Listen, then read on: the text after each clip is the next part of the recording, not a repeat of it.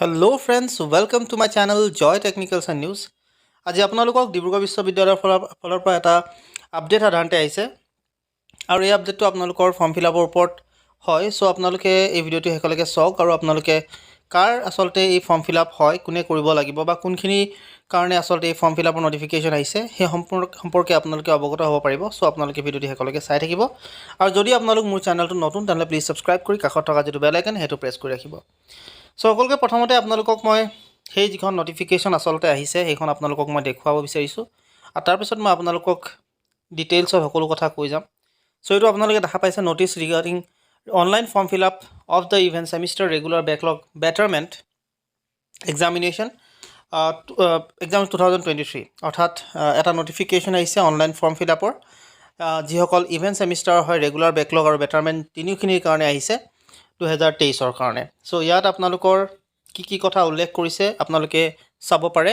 This is for information to all concern that the web portal for online form fill up of the even semester regular backlog betterment examination 2023 for the following programs under Dibrugarh University will be open from 3/5/2023 for those candidates who got admitted into first semester programs in 2019 or later on under new CBCS regulations 2018.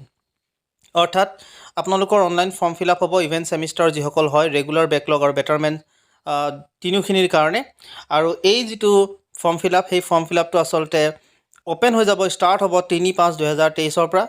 ইতিমধ্যে start হৈছে আৰু সেইসকল ছাত্ৰ ছাত্ৰীৰ কাৰণে start হ'ব যিসকল first semester প্ৰগ্ৰেমত সাধাৰণতে এডমিশ্যন লৈছিল 2019 বা তাৰ পিছত 2019 অৰ্থাৎ তাৰ পিছৰ পৰা যিসকলে লৈছিল অৰ্থাৎ যিসকল এই বছৰো আছে বা যিসকল 2019ৰ পিছত এডমিশ্যন লৈছিল তেওঁলোকৰ আসলতে CBCSৰ আণ্ডাৰত তেওঁলোকৰ ফৰ্ম ফিলআপ অনলাইনকৈ তেওঁলোকে কৰিব পাৰিব। সো ইয়াত আপোনালোকৰ প্ৰথমতে আছে মাষ্টাৰ ইন আৰ্টছ MA যিসকল হয় তেওঁলোকৰ ফৰ্ম ফিলআপ তেওঁলোকে কৰিব পাৰিব। English, Assamese, education, history, philosophy, pol science, sociology, Bodo, anthropology, mathematics, statistics, geography এইখিনি ফিজ হৈছে 600, প্ৰেক্টিকেল ফিজ 700 টকা যদি আছে আৰু প্ৰজেক্ট ফিজ হ'ব 700 টকা। Master in science MSc form ফিলআপো হ'ব। Anthropology, life science, physics, applied geology, chemistry, mathematics, statistics, geography এইসকলৰ কাৰণে হ'ব আৰু তেওঁলোকৰ ফৰ্ম ফিলআপ ফিজ হ'ব 600 আৰু লগতে আপোনালোকৰ যদি প্ৰেক্টিকেল বা তেনে আপোনালোকৰ আছে তেতিয়াহ'লে 700 টকা আৰু লগতে প্ৰজেক্ট ফিজ যদি কিবা আছে তেতিয়াহ'লে তাৰো 700 টকা ল'ব। মাষ্টাৰ ইন কমাৰ্চৰ ফাইনেন্স এণ্ড মাৰ্কেটিঙৰ আছে 600 টকা আপোনালোকৰ ফিজ হ'ব। তাৰপিছত প্ৰেক্টিকেল ফিজ 700 টকা আৰু যদি বাকী প্ৰজেক্ট ফিজ কিবা আছে তেনেহ'লে তাৰো 700 টকা হৈছে। Backlog betterment for 1, 2 and 3 above up to 50% of total number of courses of the concerned subject per course.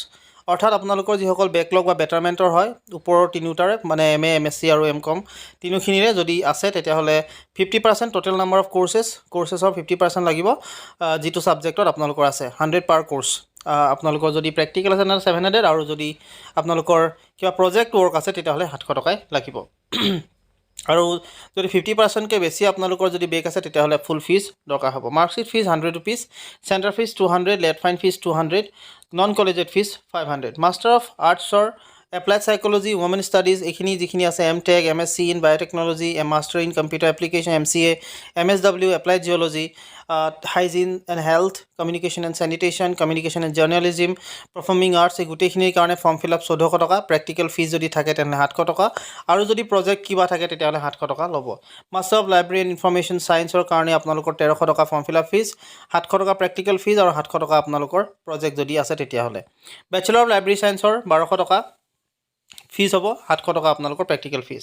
Integrated MSc in ফিজিক্সত 850 টকা ফিজ হ'ব আপোনালোকৰ আৰু 450 টকা আপোনাৰ practical fees. BA in performing arts আৰু BSW কাৰণে 850 টকা আপোনালোকৰ ফিজ আৰু 500 টকা আপোনালোকৰ প্ৰেক্টিকেল ফিজ। BCA 750 টকা আপোনালোকৰ ফিজ আৰু 450 প্ৰেক্টিকেল ফিজ। সো এইখিনি হৈছে আপোনালোকৰ ফিজৰ সম্পূৰ্ণ সবিশেষ। তাৰপিছত আপোনালোকে ফৰ্ম ফিলআপ কেনেকৈ কৰিব তাৰ ওপৰত যিহেতু ইয়াত উল্লেখ কৰিছে আপোনালোকে সেই যিটো আমাৰ dibru.exam.in যিটো ৱেবছাইট আছে বা পৰ্টেল আছে সেই পৰ্টেলত গৈ আপোনালোকে এক্সাম ফৰ্ম ফিলআপ কৰিব লাগিব। ছেশ্যনটো চিলেক্ট কৰি ল'ব 23-24। তাৰপিছত আপোনালোকে তাত মোবাইল নম্বৰ আৰু পাছৱৰ্ড ইউজ কৰিব।